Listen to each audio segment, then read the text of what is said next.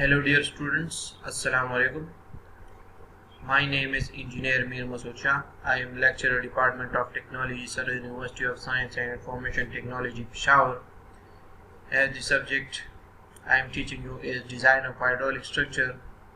Today is the lecture number 4 and the topic we will study in lecture number 4 is components of diversion headwork, which is the continuation of lecture number 3. As in lecture number 3 we have started about the layout of diversion headworks and its components. Some of the components were already discussed in lecture number 3 and the remaining components will be discussed here in lecture number 4. So the next components which we will discuss in the components of the diversion headworks is river training works. River training works are required near the weir side in order to ensure a smooth flow of water and thus to prevent the river from moving around the sides of the work due to change in its course. So river training works are constructed near the weir side for the assurance of smooth flow of water and also to prevent the river from moving around the sides of the works because of the change in its course. The river training works required on a canal headworks are: number 1 guide banks, number 2 marginal ones, number 3 spurs and groundings.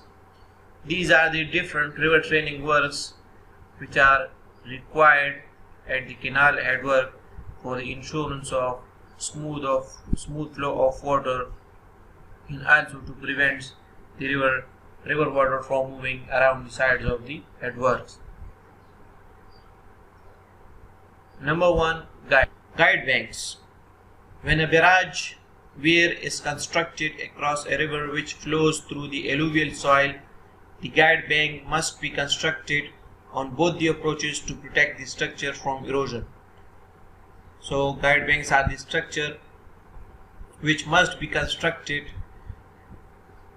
for the rivers which flows through alluvial soil in order to protect the structure from erosion, and these guide banks are constructed on both sides of the approaches. Guide banks serves the following purpose. Below are the different purposes for which guide banks are constructed, in which the first point is it protects the barrage weir from the effect of scouring and erosion. So guide banks are the structure which are constructed for the purpose of protecting the barrage or weir from the effect of scouring and erosion. Next point is it provides a straight approach towards the barrage or weir, means it does not allow the water to move around the structure. In fact, it provides a straight approach towards the barrage or weir. Next point, it controls the tendency of changing the course of the river, means that it does not allow the river water to change its path, and it provides a straight approach to the river water to move in a straight line towards the weir or a barrage.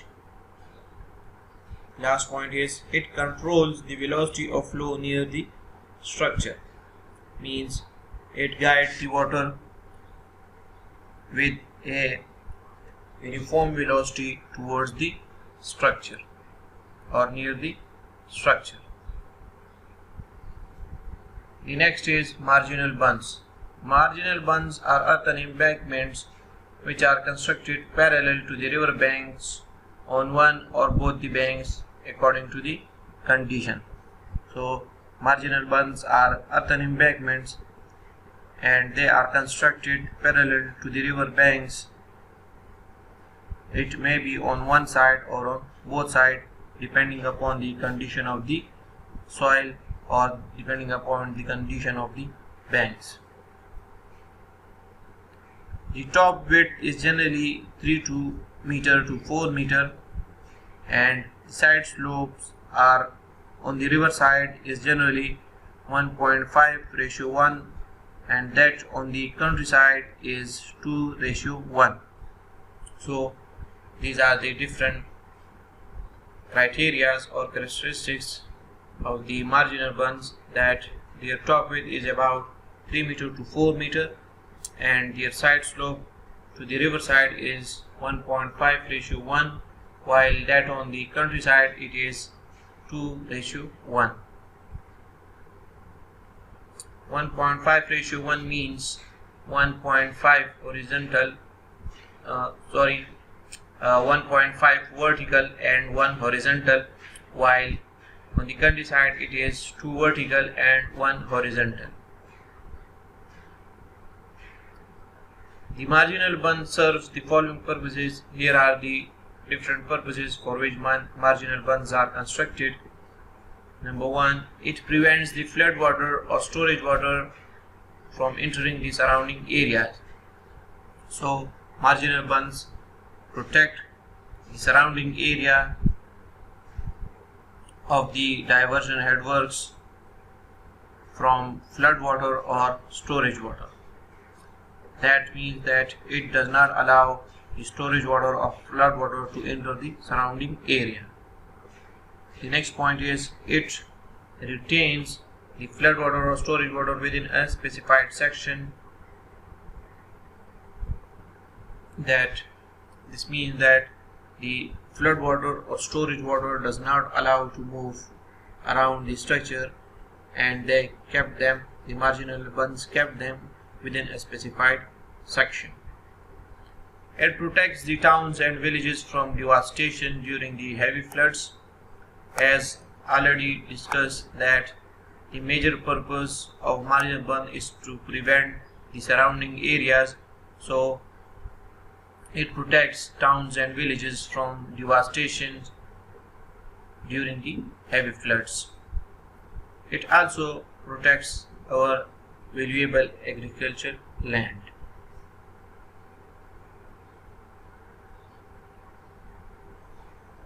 Next is spurs or groundies. Number 1, what is spurs? These are temporary structures permeable in nature, provided on the curve of a river to protect the river bank from erosion.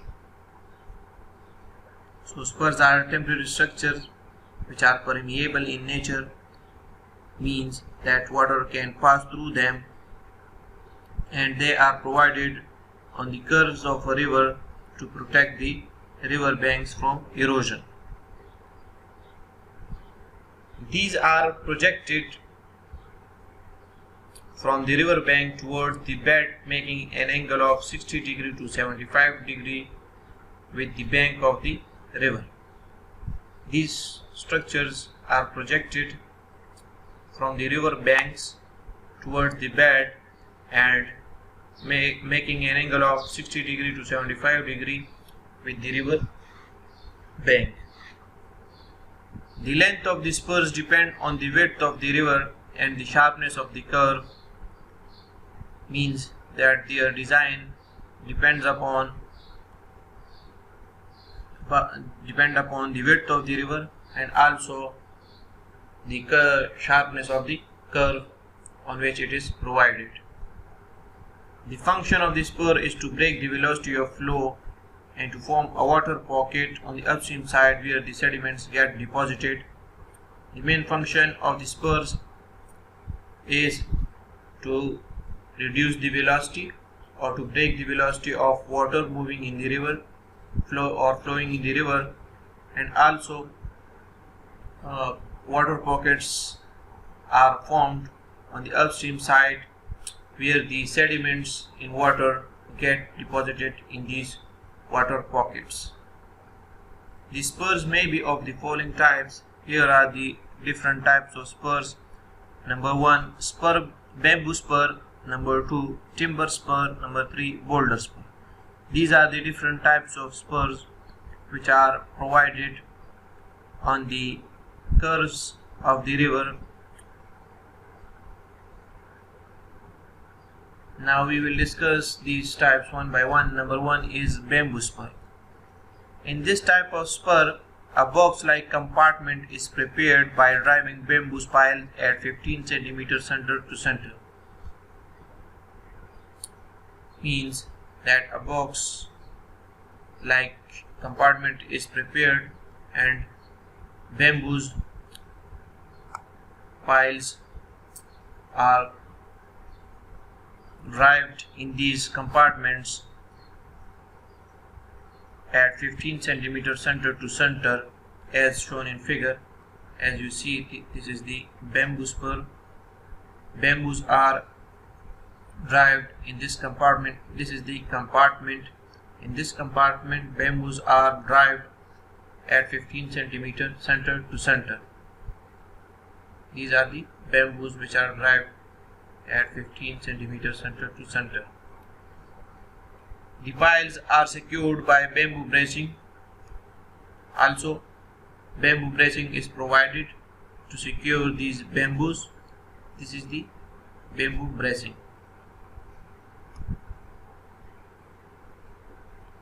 The hollow space is filled up with sandbags. It is permeable in nature and water can seep through its body.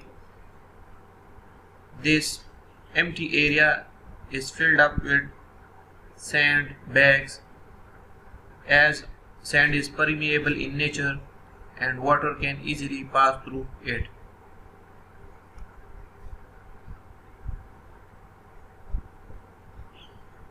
This type of spur is suitable for small rivers. This is purely temporary and require repair works every year. The length of bamboo piles depend on bed conditions. So, the bamboo spurs are temporary in nature and they are provided in small rivers, and at the end of the year they required repair works, and its length and the length of the bamboo spur depend upon the width of the river. So generally they are constructed on the river banks at an angle of 60 to 75 degree. A bamboo compartment is created or constructed. Bamboos are driven in it at 15 cm to center to center, and bamboo bracing is provided for these driven bamboos in order to protect them. The empty space between this compartment is filled up with sandbags, which is permeable in nature, and the river water can easily seep through it, and the sediments in water stuck in it. And when the whole year is passed, at the end of the year some repair work is done in order to remove the deposited silt, and so that it should be clear from the deposited sand. The next type is timber spur. In this type of spur, a box-like compartment is prepared by driving timber pile at 15 cm to 30 cm center to center. The piles are secured by wooden bracing. As you can see in the figure, a box-like compartment is prepared and timber are driven at 15 to 30 cm center to center, and also timber bracing is provided around these timber piles. The hollow space is filled up by boulders. This hollow space is filled up by boulders. This spur is permeable but stable. This is recommended for high velocity flow, and the length of the timber pile depend on bed conditions. So this type of spur is recommended for high velocity flow, and they are stable, more stable than bamboo spurs, and the general construction consists of timber piles which are driven in the river at the river banks at 15 to 30 centimeters center to center, and also wooden bracing or timber bracing is provided to these timber piles. The center or the hollow space at the center is filled up with boulders. The river water passes through this structure and the sediment stocks or deposits in this hollow space with these boulders, and clear water passes through it. This structure is constructed at 60 to 75 degree with the river bank, and the length of this timber spur depend upon the riverbed condition. The next type is boulder spur. In this type of spur, boulders are enclosed in GI wire net in circular shape. For structure, as you can see, the boulders are enclosed in a wire which is GI wire net in a circular shape.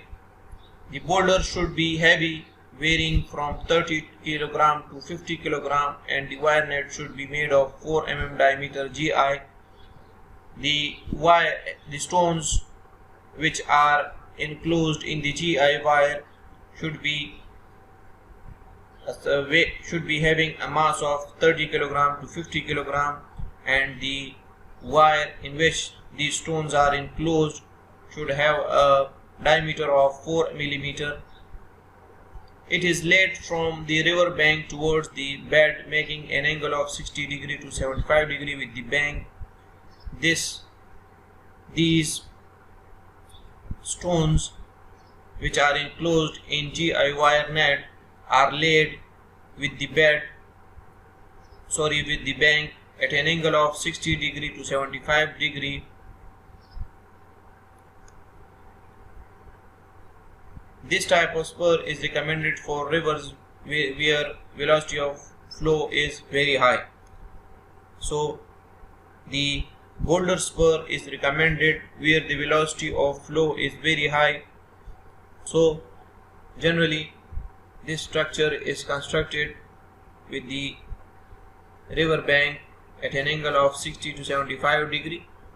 Stones or boulders are enclosed in GI wire net having a size of 30 kg to 50 kg, and the diameter of the GI wire is 4 mm. Then these stones are laid at an angle of 60 degree to 75 degree, and the length of this boulder spur depend upon the bed condition of the river. This is recommended for river water where the velocity of river water is very high. So when water passes through this structure or this boulder spur, the sediments in water stucks at these hollow spaces, and we get clear water for our diversion head work. And this is the end of our lecture number 4.